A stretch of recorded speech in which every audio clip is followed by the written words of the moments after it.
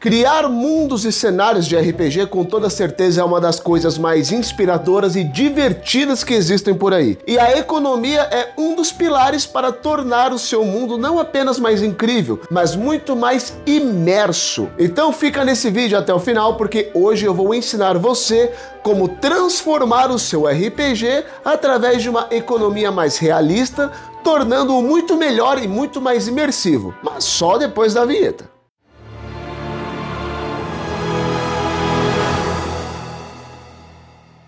Saudações a todos! Eu sou Caio Bonfalari, sou ator, engenheiro e mestre de RPG, e sejam todos vocês muito mais do que bem-vindos e bem-vindas ao Rotina de Mestre. Lembrando que hoje nós voltamos com a nossa playlist Forjando Ideias, onde eu dou dicas de criação de cenários, world building, como eu faço, passo a minha experiência para você aplicar no seu RPG, seja você veterano ou até mesmo novato de qualquer sistema que for. Quando eu digo realismo, eu não estou dizendo que é algo totalmente incrível, com os dois pés no chão, que não pode ser aplicado em cenários fantásticos. Não, eu estou dizendo muito mais no sentido de verossimilhança, algo que faça sentido e que dê lógica não apenas para os personagens que irão encontrar um pouco dessa economia conforme investigam o seu cenário, mas para a vida que nele existe, para as pessoas que vivem naquele mundo. Na definição da palavra em si, a economia é um conjunto de hábitos e atividades que tem como objetivo melhorar, aprimorar a vida, a qualidade de vida das pessoas, seja através da construção, produção ou distribuição de algum tipo de serviço, coleta, enfim. Então é extremamente comum que a sua cidade de D&D tenha algumas fontes de economia, algumas formas de se manter, da mesma forma que se você joga, por exemplo, Ordem Paranormal,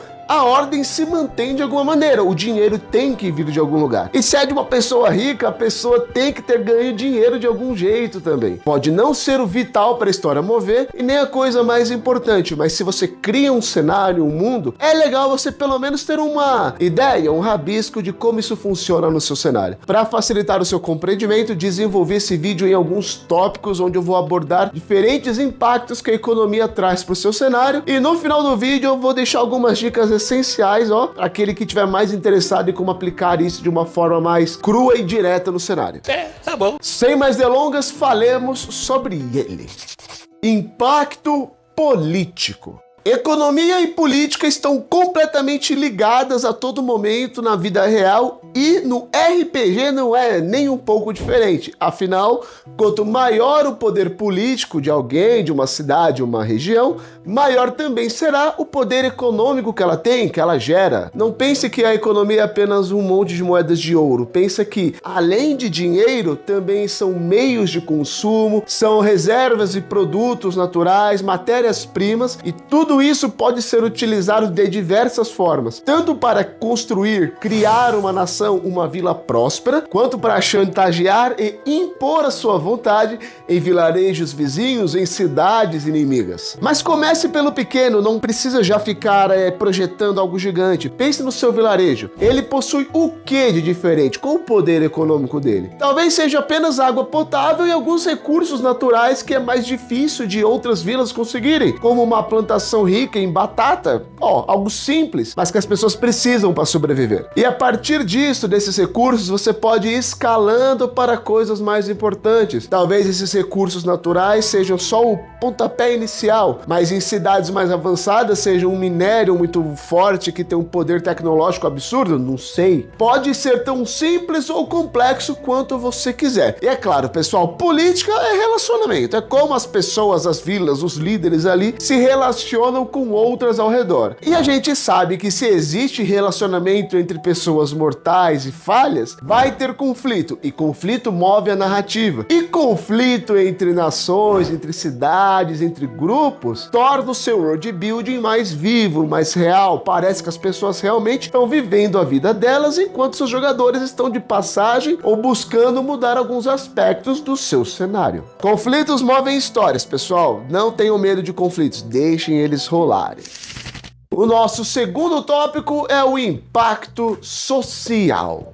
O modo como a economia do seu cenário funciona, como ela gira, impacta diretamente as pessoas que nele vivem. E isso é independentemente da casta social, seja o mais rico ou o mais pobre. Claro, afeta de maneiras diferentes, mas impactam todos. E esse é um tema que existe no nosso mundo e que você também pode abordar no seu cenário. Desigualdade social. E desigualdade social é uma coisa que vai existir sempre. Existia há muito tempo atrás, existe hoje, vai existir amanhã e daqui a muito tempo também. Nunca vai acabar, independentemente do que aconteça. E isso pode ser refletido no seu cenário, mas com a ideia de que você pode extrapolar em muito isso. Críticas sociais fodas. Pense que a má distribuição de tantos recursos, de tanto poder econômico, vai gerar conflitos também, seja entre os mais ricos ou até entre os mais pobres. Talvez entre os mais pobres gere pessoas, interessantes grupos que desejam mudar esse status. Assim como no grupo dos mais ricos, pode surgir pessoas que querem manter esse status do jeito que tá. Ou o inverso, você pode fazer o que você bem quiser porque é um mundo imaginativo. O ideal é que exista essa ideia de oposição entre pessoas defendendo coisas diferentes. E é claro, se você, assim como eu, quer ter um RPG mais imersivo, mais interessante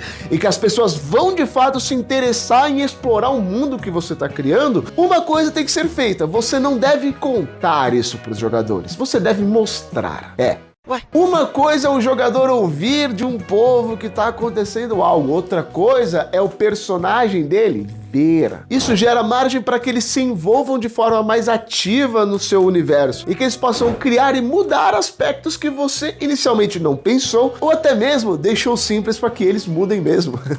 Dá margem também para que NPCs lendários surjam, NPCs que façam a diferença ali naquele grupo, naquela vila e, é claro, dá margem para maldade e bondade, porque isso sempre vai existir no mundo. Novamente eu digo, para os seus jogadores ficarem imersos e terem um interesse natural, a curiosidade de explorar o seu cenário, ele tem que ser o mais verossímil possível, dentro do que faz sentido para ele, criando assim um mundo muito melhor para você e para os seus jogadores. E no Rotina de Mestre, um mundo muito melhor é um mundo onde você está assistindo um vídeo e está deixando o seu like. Melhor ainda se inscrever no canal também.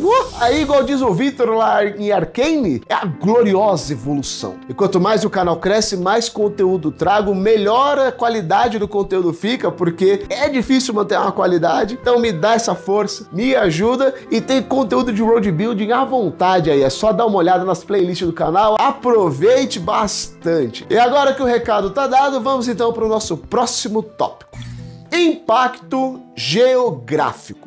A geografia de um lugar é um dos pilares para a construção de uma economia forte e bem estruturada no seu world building. E não apenas isso, ela também impacta os outros tópicos que a gente conversou. Afinal, uma cidade que está numa região boa, frutífera, bem estruturada, com certeza as pessoas vão tentar ter um melhor contato social com elas, um melhor contato político. As outras nações vão tentar, de alguma forma, ter vantagens sobre a sua vila, sobre a sua cidade. Tudo está interligado de alguma maneira, porque a geografia vai fornecer de forma natural alguns desses recursos econômicos. E aí cabe à cidade que está fazendo o gerenciamento desses recursos utilizá-los no que faz mais sentido para o seu cenário. Tudo bem. Dando exemplos aí para vocês. No Brasil, aqui, vida real, nós temos aí a Câmara do Pré-Sal. E muitas outras nações, países, visam e querem um pouco desse pré-sal. E a gente faz o quê? Existem acordos, alianças com o Brasil justamente para eles também aproveitarem desse recurso natural do território brasileiro. Isso faz a economia girar, faz aliança, fortifica laços, assim como também cria conflitos na parada. Não é fácil, é a vida, né? The life is snake. Eu estou sentindo uma treta! Já numa ideia mais fantasiosa, vamos pegar, por exemplo, Game of Thrones. Vai ter spoiler de Game of Thrones, tá? Tô avisando já. Durante a incursão de Robb Stark, liderando o exército do norte como vingança por terem matado ali o Ned Stark, ele quer chegar em King's Landing, só que para isso ele tem que atravessar as Gêmeas. As Gêmeas, basicamente, também conhecidas como travessia, é uma enorme ponte que liga dois lados de um enorme rio e não dá para passar de um lado para o outro sem ser por essa ponte. E para atravessar essa ponte, ele precisa oferecer uma moeda de troca para o Walder Frey, que é o líder da casa ali naquele momento. E aí, além de exércitos e da lealdade, ele também oferece o quê? um casamento, que naquela época e no contexto da série tem tudo a ver, é uma forte moeda, né? Você vai casar com um possível futuro rei. E bom, graças a isso ele teria a passagem, conseguiria atravessar ali com o seu exército, mas pra quem viu a série sabe, né, que não deu muito bom. The Lannisters send their regards.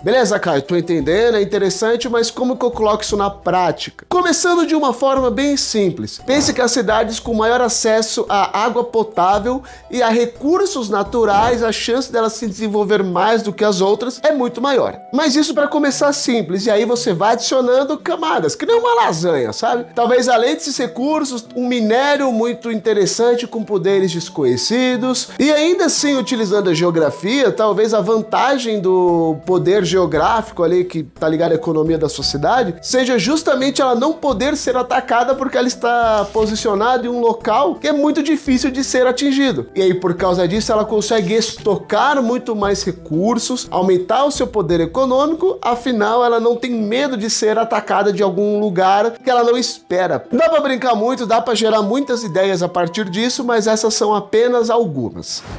Ferramentas para road building.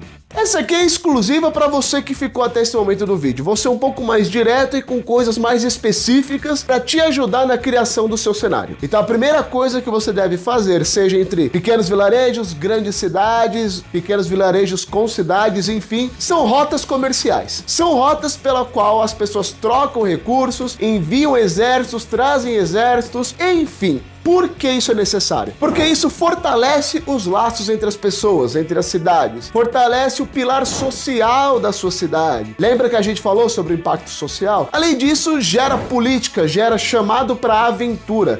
Imagina que vão ter pessoas que vão querer de alguma forma roubar os recursos dessa rota. E aí talvez a cidade investiu em formas de tecnologia para impedir isso, e pode ser até uma missão que você entrega para os jogadores para se divertirem ou para impedir um grande roubo, saber mais sobre as facções. Dá para você contar muito do seu cenário só com rotas comerciais.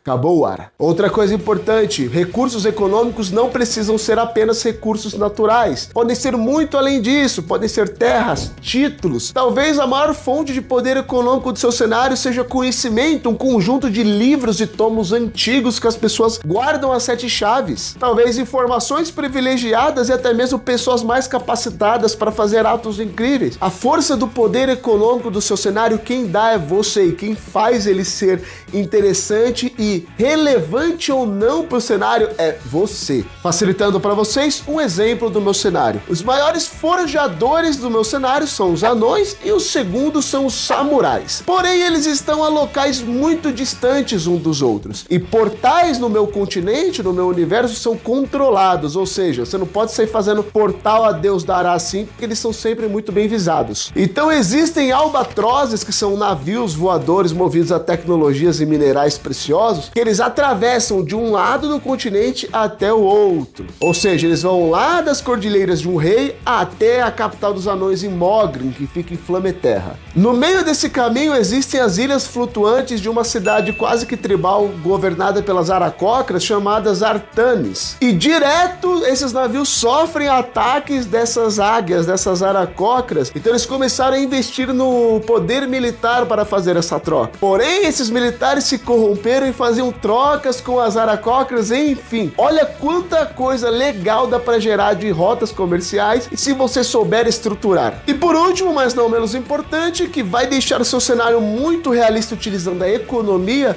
é você ter muito bem definido os grandes eventos que moldaram a economia para ser o que ela é hoje. Talvez a ascensão de uma nação ao poder alterou a forma como funciona a economia local. Ou um ataque de dragões fez com que as pessoas tivessem que restabelecer e coisas que antes eram importantes hoje em dia não são. Em um cenário cyberpunk, talvez a queda de uma das grandes corporações fez com que o poder fosse dividido entre outras e agora cada uma está buscando um chip lendário que faz com que mude toda a forma que se vê, não sei, inventa, mas pense em eventos que mudaram as coisas, que fizeram com que a economia tivesse um twist, uma chave ali, uma mudança. Caso esteja rolando campanhas e mesas grandes no cenário que você está criando, criando deixa com que as grandes ações e mudanças dos jogadores reverberem no cenário e provavelmente também na economia dele, fazendo assim com que seu cenário continue sempre vivo e em movimento e que as ações dos jogadores tenham um real impacto para o mundo em que eles jogam.